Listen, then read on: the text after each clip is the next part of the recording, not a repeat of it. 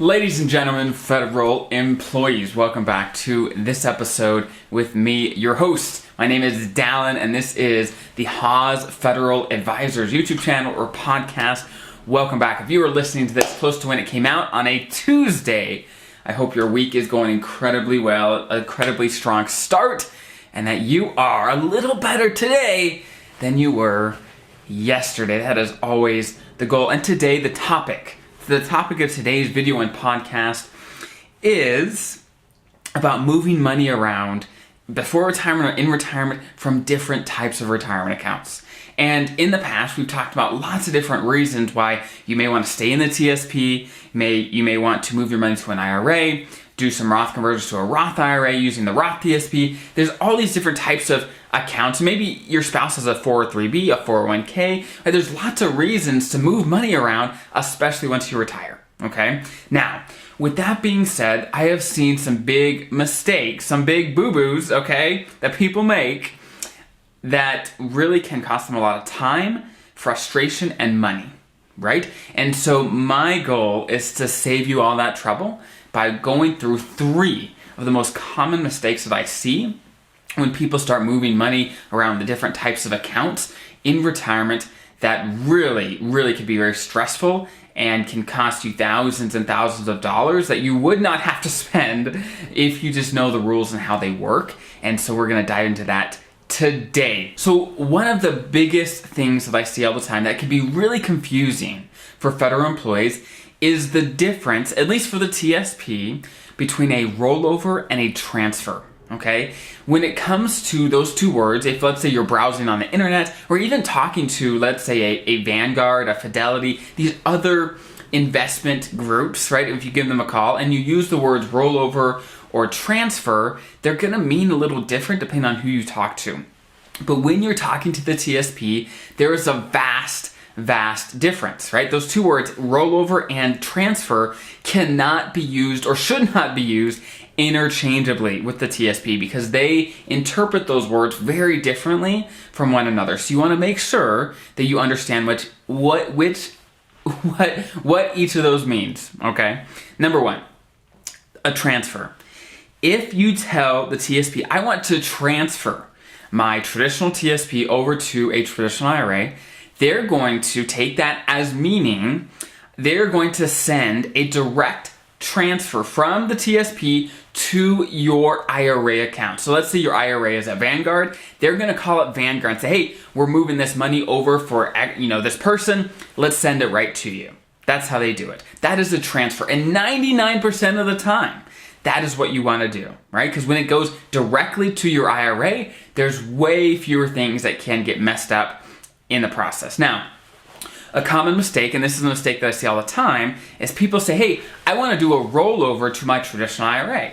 And in most circumstances, not counting the TSP, that makes perfect sense, and they know exactly what you're talking about. But guess what? When you tell the TSP, I want to do a rollover, what they interpret that is they're going to send you the check. They're going to send it personally to you.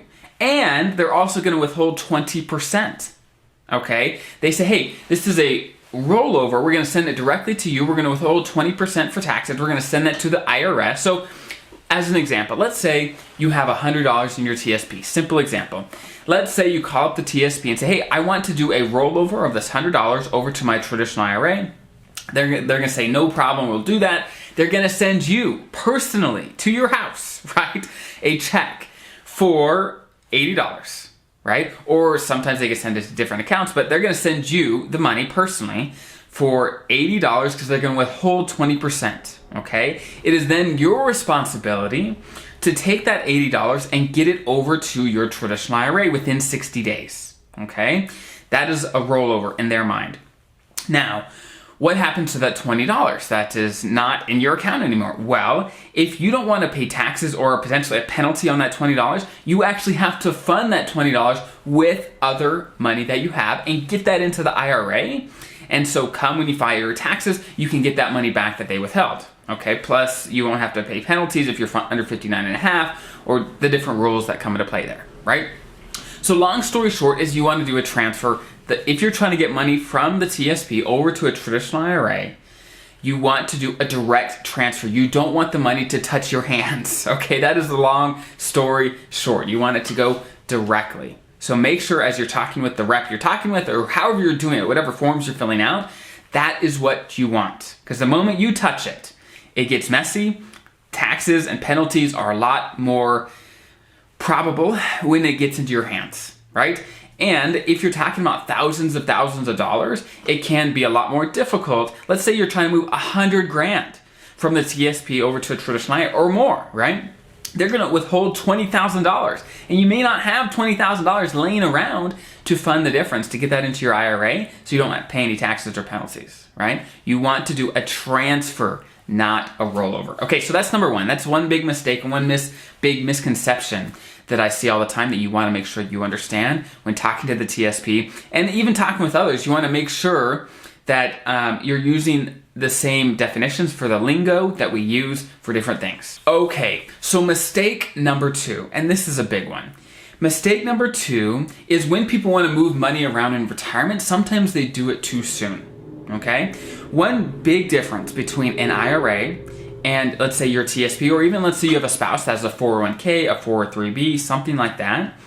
One big advantage of these employer-sponsored plans that they have above and beyond what an IRA has is you can generally access them earlier, right? Because for an IRA, you have to be 59 and a half to access it without a 10% penalty, okay? There are some exceptions and things like that, but as a general rule, you have to be 59 and a half, okay? With your TSP, if you retire in the year that you turn 55 or later, you can access the TSP without that 10% penalty, right? So if, let's say you're 56, you retire, you say, hey, I want the flexibility that an IRA has, I want to move my TSP over to an IRA, well, that's great, but now, instead of being able to access your funds right away in the TSP, because you retired after 55, you move that over to an IRA, well, now the new deadline is 59 and a half. Right? Or you pay that 10% penalty. You don't want that to happen. And the same applies for a 401k. You can access that money if you retire at age 55 or later. Okay? Now, if you retire at 54, it doesn't apply. The same rules don't apply. You then have to wait until 59 and a half. That's just how the rules are set up. Okay? Now, there's one nuance. If you're a special provisions employee, that is air traffic controllers, law enforcement, firefighters, you folks, you know who you are. You can access your TSP as early as 50. If you retire in the year you turn 50 or later, then you can access your TSP then. So for you, it makes even a bigger difference because that's 9.5 year difference if you roll your money over to an IRA right away. So one option that you can do, if you say, hey, I want the flexibility that an IRA has, but also I want to make sure I don't pay this penalty, keep whatever money you're going to use before 59 and a half in the TSP. And then maybe potentially roll out anything you're not going to use, and so you kind of have the best of both worlds, right? So that's one thing to think about, or you can just wait till 59 and a half, right? Just know the rules so you don't get hit with that 10% penalty, because I've seen it happen, even with financial advisors, right? Where especially I've had stories where federal employees come to me and say, hey, my advisor told me to roll my money out, and then I'm starting to use it, but what's this 10% penalty? And I'm like, oh man, rookie move, right? That's just a common mistake that I see. So definitely understand when you can touch the money, what accounts it's in, and the rules that come with it. Okay, so mistake number 3. And I've talked about RMDs, required minimum distributions, quite a bit. And for many of you, you're probably going to be younger than 72, because at age 72, that is when RMDs come into play. And if you're not familiar with those, basically the government starts requiring you to take money out of your retirement accounts.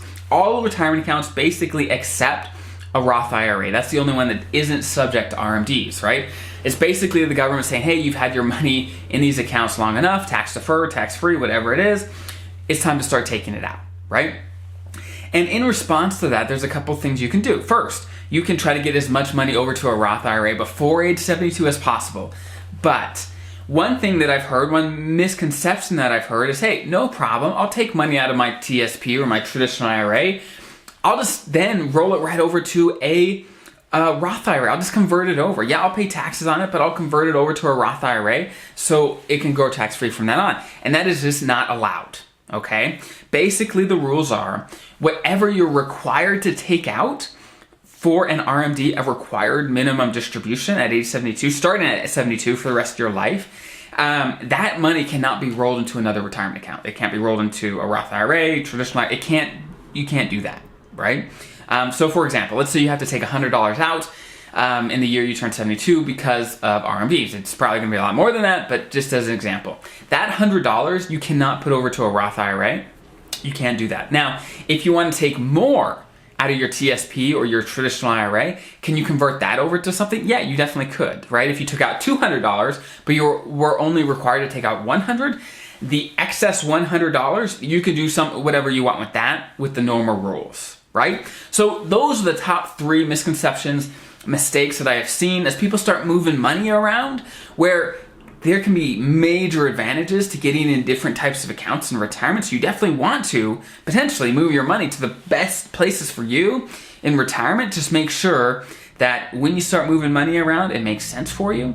You're not going to be paying any penalties. You're paying taxes when and how you want to pay taxes, and not, surprise, you owe a big dollar amount to Uncle Sam. You don't want surprises. You want to know exactly what you're getting into when you start moving money around in retirement. So I hope that was helpful. If you have any comments, put in the comments below. That definitely helps. If you have any topics that you say, hey, this is a topic that I have a lot of questions on, please cover this. Put in the comments below. I'll do my best to answer your questions. And thank you for being a valued member of this community, right? The videos and the podcasts that I produce would not be valuable at all unless you guys were here engaging, helping each other to get the most out of your benefits, your retirement, your investments, your taxes, to get the most out of your life, right? That's what we're here to do. Are we talking about taxes and money? Yes, we are. But it all comes back to how are we going to use the rules and the things that we learn to make sure that you can have the life that you want. That's what money's for, to create a life. Not to create just financial security. Well, that's important. It's to create a life that you want. Money's useless if it's not used for your life, right? For something, whether it's even helping your kids or giving a charity. Those are valuable, that bring value to you and your life, and that's what we're all about here. So I hope that was helpful. Have an incredible rest of your day and your week, and we'll see you next time.